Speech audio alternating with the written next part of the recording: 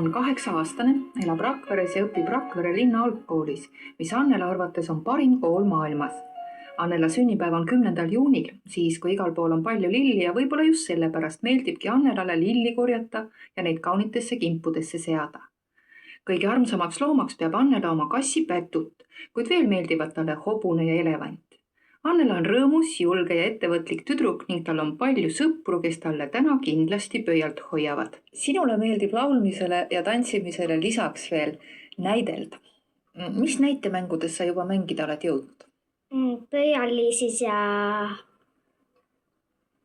ainult pöialliisis olengi.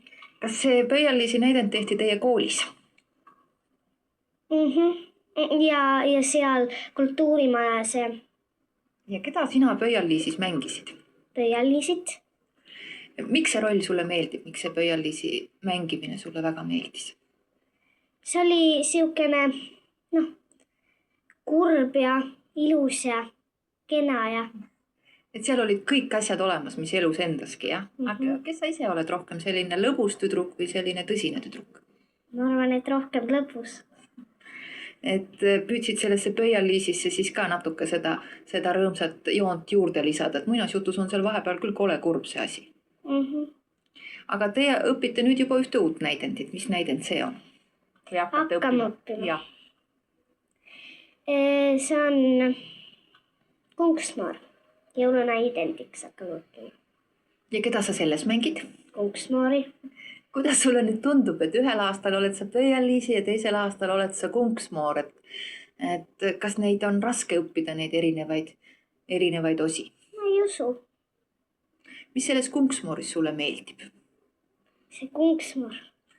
See Kunksmoor ise, tema on tegelikult ju samamoodi nagu pöialliisigi, et natuke kurb ja natuke rõõmus ja mida see Kunksmoor kohe päris kindlasti ei ole? Ma arvan, et ta tige päris kindlasti ei ole. Just, ja sellised nõiad võivad ju meie keskel edasi elada küll, kes ei ole väga tigedad ja kurjad, eks? Laulu karusselli sattusid sa laulma kuidas? Ju siis ma olin teistest parem. Mis pärast sa iseenda arvates olid teistest parem? Mis sinu paremad küljed on?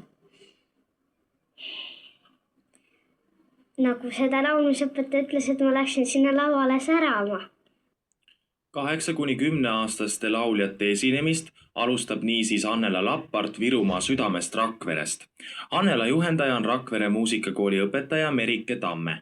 Annela esituses kuulete Raivo Kõrgemäe laulu Neiu tahab kasvada.